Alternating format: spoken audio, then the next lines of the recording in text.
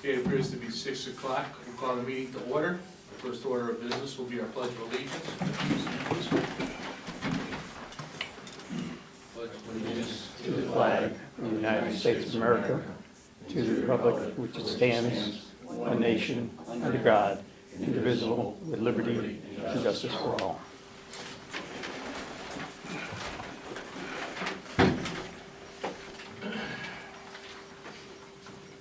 The next order of business will be the public input.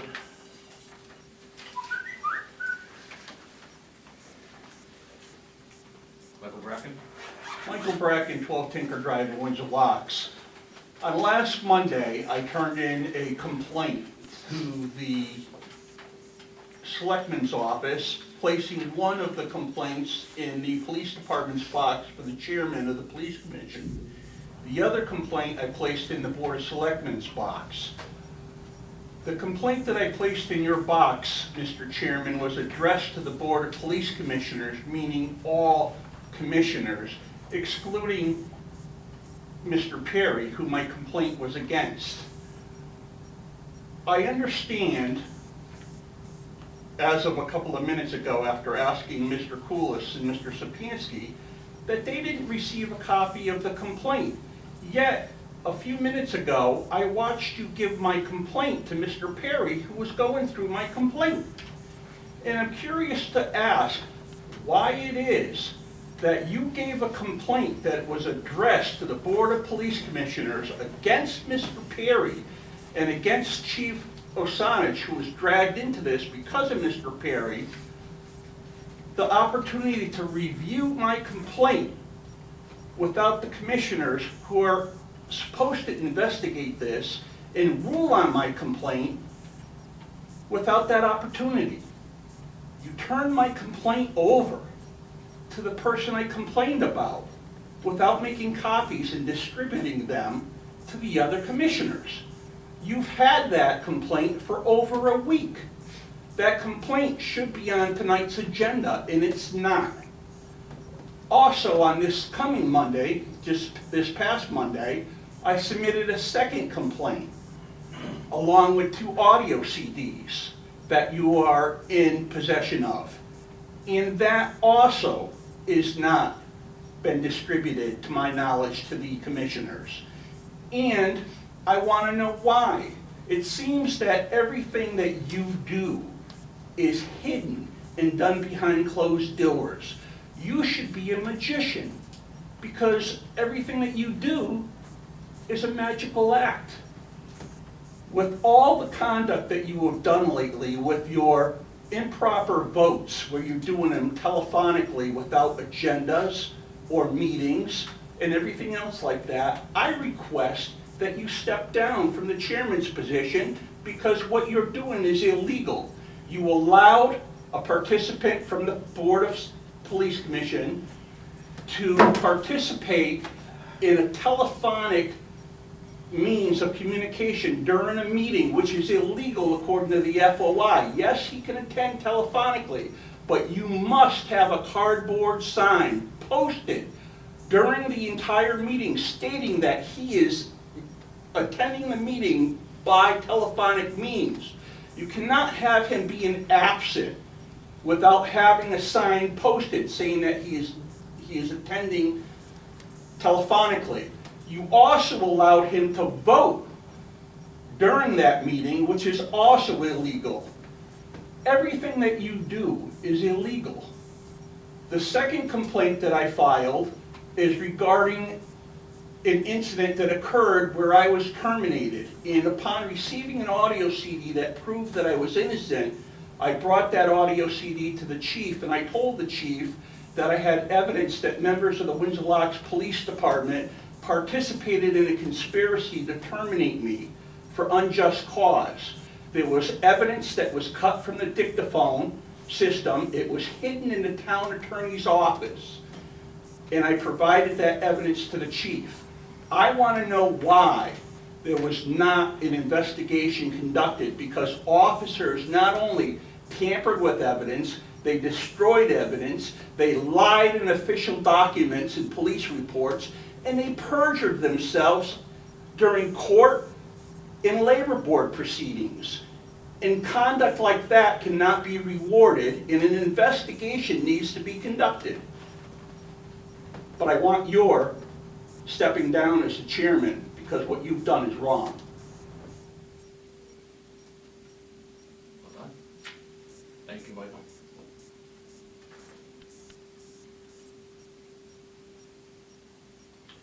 Anyone else? William Russo? William Russo, 407 Elmwood Drive, Town. First of all, I'd like to sort of chime in with Michael Bracken. Under your leadership, there's been nothing but obstruction as far as the activities of the police department. Next, I'd like to move on and make a direct request to the Board of Commissioners that you instruct the Chief of Police to unblock my email to him. My email has been blocked off and on, and is now currently blocked as of today, causing me to have to file needless Freedom of Information complaints. The Police Commission, I guess, apparently you look at your email whenever you get around to it, but I requested to know the details of the retirement package that was offered to Officer Squires and Detective Rochelle. In particular, my inquiry wanted to know if they retired with police officers' IDs and with retired police officers' badge. Okay, that's unanswered. I'll see you down at FOI on that particular complaint. As far as FOI, back in, I think, January or so, I requested of the chief to know the total number of incidents that the Windsor Locks Police Department responded to in 2016. I just on 7/27 at an FOI hearing received those statistics, which are broken down. There are like 14,000 incidents.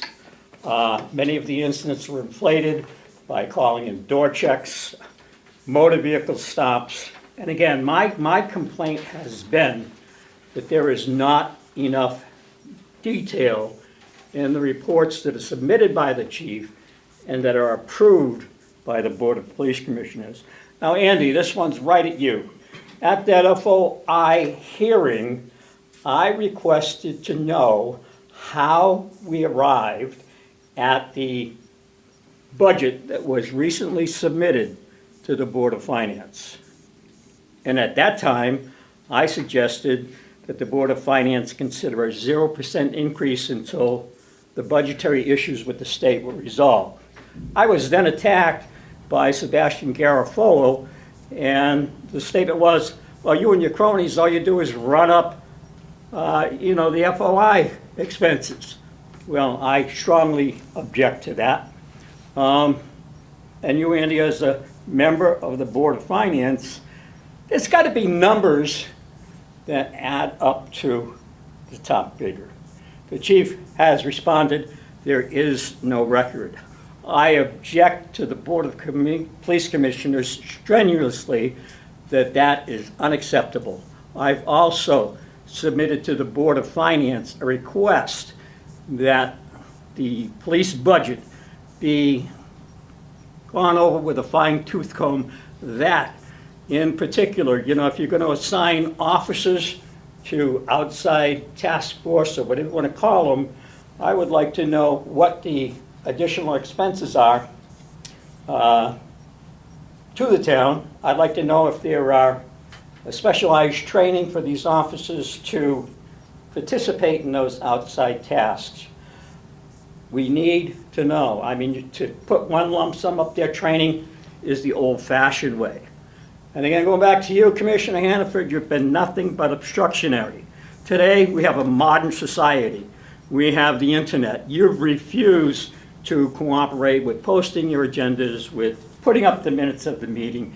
It's time for I keep hearing Windsor Locks has got to move forward, which is one of the key things that the chief said. How can we move forward when we stay stuck in the same regressive pattern?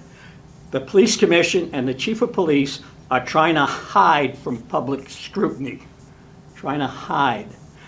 The incident numbers that I got is probably 30 to 40% of the recorded instances that are just fluff.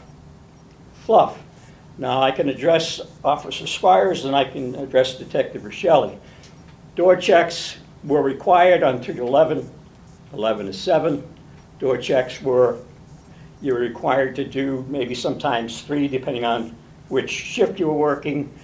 If you look at that report and you see the number of incidences that are called in, it's ridiculous.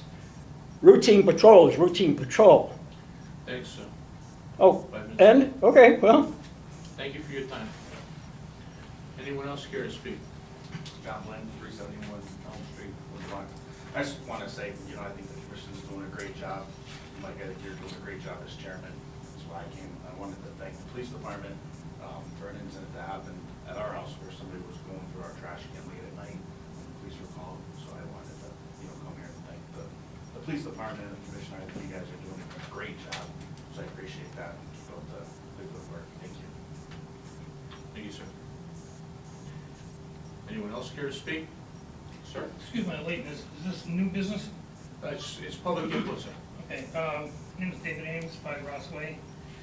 We sent a letter in about a month and a half ago to one to the chief and one to the commission requesting some signage on our rotary.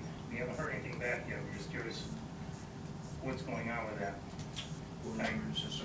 I'm sorry? What rotary is this, It's sir? the rotary at the beginning of Ross Way. It's owned by the town, we maintain it.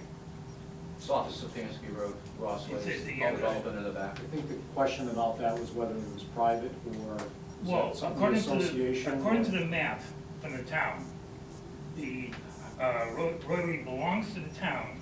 They plow around it, but we maintain it because the grass, so on and so forth. The problem is, when it was first put in, it was put in kind of the wrong place, but we want people to go around the rotary. People have been cutting through it, and we've had a couple of near misses. And I went to the highway department, asked them about it, they said I had to go to the police commission to do that. And I sent a letter to the police commission, I sent one to the chief, I hand delivered it to the office, and I have not heard a thing back on it. Okay, if you can give the captain behind you your phone number? Yeah. Because we forwarded that back over to the highway department, Public Works, so we did not hear back from them, so I'll get you an answer tomorrow on it. Well, why, Okay. why did they tell me to go to you? Well, I think there was a confusion on whether it was private property or who actually has I to told put them, the sign. I told them it was town property. Okay, I'll get Okay, it, well, thank you. okay. Yep. Thank you, sir. Anyone else care to speak? Seeing no other public input, we'll move on to our next order of business, which is the approval of the August 9th, 2017 meeting minutes.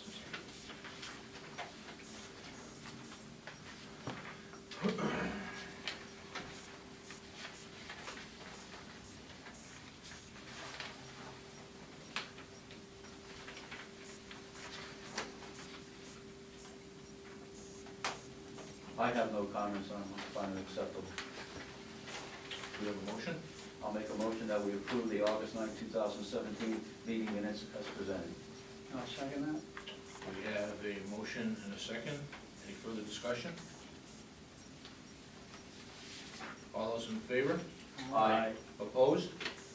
Abstentions? So moved. New business. Chief? The commission, obviously you're aware we have not had the budget process completed yet, so I'm hoping that's gonna get done in the next few weeks. And we're still in the process of closing out last year's budget.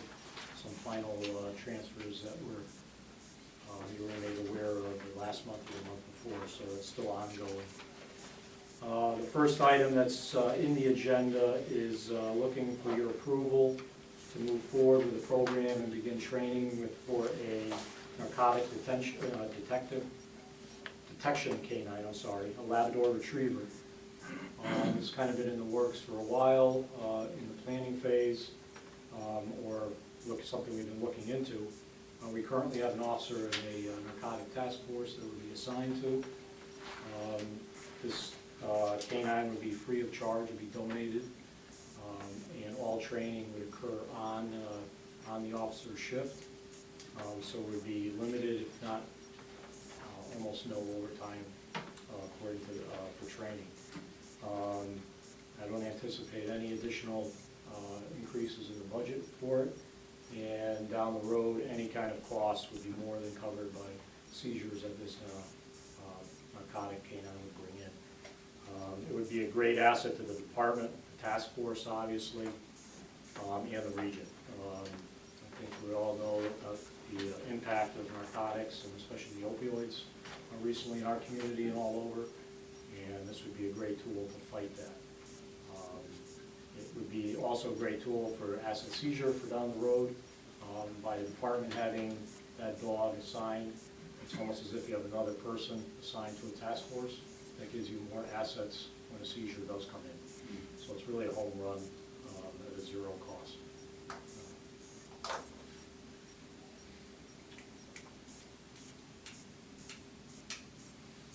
So Windsor Locks would own the dog, chief? It would Yes. Yep. Similar to the, Similar to the patrol canine that we have. that would be his dog? that go His home, dog, and maybe with his care, yes, exactly. Have any motion on this? I have a few questions. Right now, he's assigned to the DEA. We haven't put that out officially, which task force he's assigned to. Okay, well, it's not the task force that was in existence before this. How long is he attached to this task force? It's unlimited, so there is no time frame depending on how, how long he performs and how, generally, there are at least 5 to 6 year processes, if not longer. So, how long is the training for a canine? Probably about, I think, 5, 6 weeks total. And that's done on a part-time basis during his work hours. All right, okay, so it could be up to 5 years before we see the benefits locally for the dog? No, we'll see the benefits of any seizures during the task force and anything local also. So obviously that canine would be used locally if we need it, regionally, and as part of the task force. All right. Our present dog is cross-trained already in narcotics, right? No, He's not? he is not. He's a patrol shepherd. He hasn't fulfilled, they want at least 2 years before they generally try to then train a patrol dog on narcotics. Well, the only other issue I have with this is it's not in the presented budget to the Board of Finance. We're supposed to be operating on the old budget, and under the charter, I don't think we can consider this in addition to the department this time. That's just my understanding. at zero cost, Ricky? Well, it's not, it won't be at zero cost. You're still gonna incur debt fees, there's still gonna be some, you need a vehicle. But you don't oversee expending your budget any more than. That would all be covered already under the current budget. We don't right now specify the number of dogs in our It's an budget. addition to, it's an addition to the, The current vehicle budget. that he's been assigned is suitable for the dog, too. That's correct. We don't have a budget, we're supposed to be operating on our last budget. Right, what If he's you do saying is anything there's in no, addition to it, there's no additional cost to it.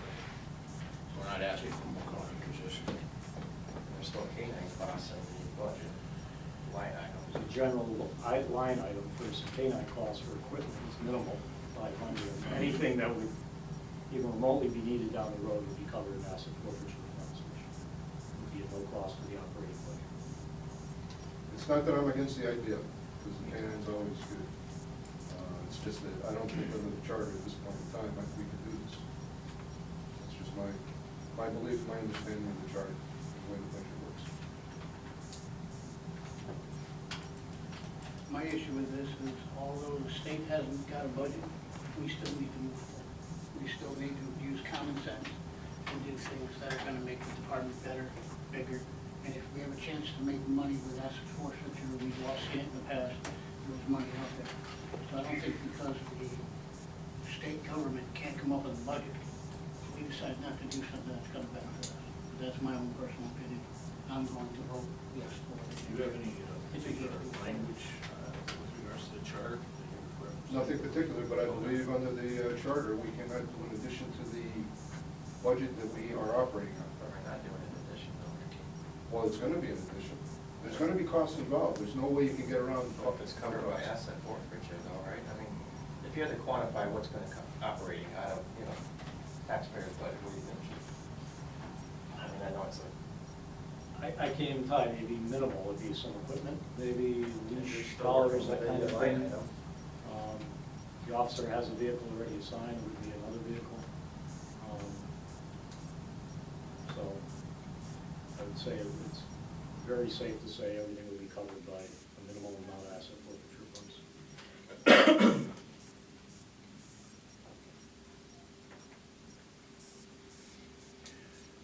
One way or another, if we want to take action, do we have a motion either for or against this proposal?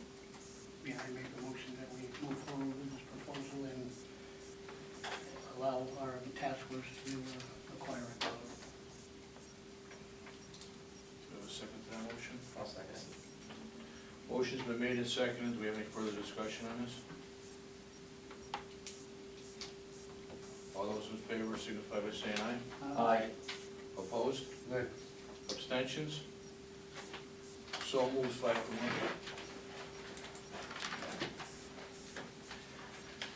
Item B, Chief? The next item is looking for an official approval to continue our involvement in the Connecticut Center for Digital Investigation. Again, a regional unit that we're part of, that handles digital investigations, cell phone downloads, computer analyzation, everything that's used today, laptops, iPads, GPS devices. We've been part of that for about over 2 years now. It's been very successful. We have a detective that is co-signed for that, which equates to about 1 day a week. Works in an off-site location, receives training there, and has equipment to do all these downloads and work on a regional basis. Without it, I mean, every year we're getting more and more investigations involving this type of technology. It's the wave of the future. We're lucky to have a spot on there and have somebody trained, and that will continue. Again, it's been a home run for the 2 years we've been there. Generally, if you need something analyzed right, if you're not part of that task force or working with that task force, it takes over a year for the state lab to do an analyzation of a hard drive, and we've been turning it around in 4 to 5 days. So, again, it's just a continuation of what we've been doing.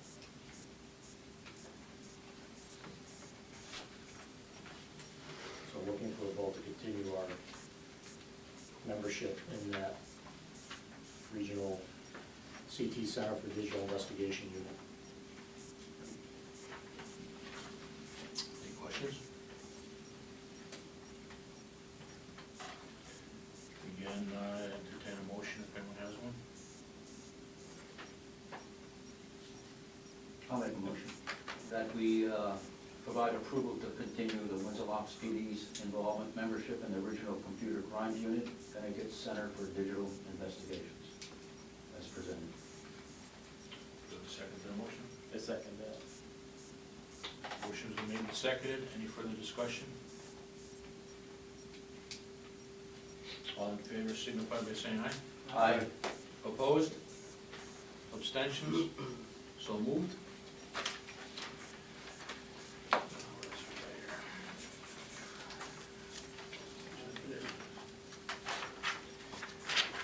Anybody have any old business they'd like to bring forward? I have one item. The speed cushions over under Pacey Park. I was under the impression they were going to be removed like the end of July, beginning of August. They're still there. Is that scheduled to be taken out? Just last week, I left a message with Public Works. Okay. We're scheduling to take them out. They normally don't go to the end of September, beginning of October. Yeah, I know we had discussions about the impact on the neighborhood, so if it's the proper time to take them out, let's take them out. But what I'm saying is, I think this is about the time they've Okay. already done it, so I don't think they were. Well, there was talk in the past about doing it in July. Yeah, and that's then my they- recollection. They're still playing after. Right, that. I could be mistaken. Yeah. The reason they're still there is they still have the same baseball game. Okay, they're serving a purpose. Yeah. Cool. Thanks. But this, it is, the only reason I know that is I was the president of Little, so my Okay. connection there. But it was always right around the middle to end of October, Okay, especially if we were gonna get a storm. thanks. I'll follow up with the Director of Public Works.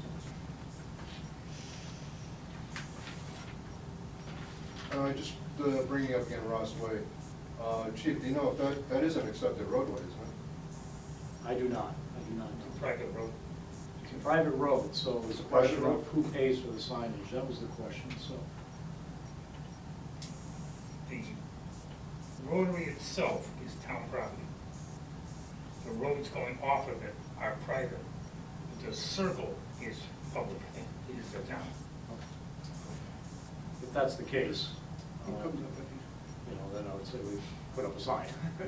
So, There I don't is see a, an issue with that. there is a stop sign on the, if you drive into Ross Way, there is the rotary, and I go by there frequently. I don't go around the rotary, I go straight through because there's no That's- direction. Then when I come around, there's a That's the problem. stop sign. That's the problem.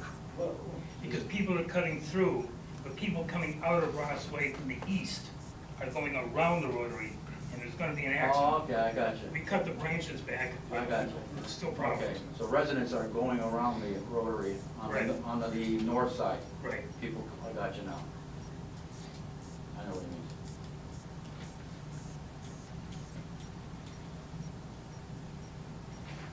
I'll also contact the Director of Public Works tomorrow, try to straighten it out, so. It wouldn't hurt. And if it is a town road, we are responsible for it. Entertain a motion, then we put the sign up immediately, or wait for another vote. Yeah. I agree. That's the way it's supposed to be, sir. You should have your signs. And hopefully people will pay attention. Appreciate it. Signs are cheap. Accidents are. Any other old business? Moving forward, commissioners' comments? Excuse me, are you gonna acknowledge my complaints? And I wish you'd take my complaint away from Mr. Perry. Michael, get your chance to vote input. Commissioners' comments? I have a comment. So, in regards to Mr. Bracken's complaint, in regards to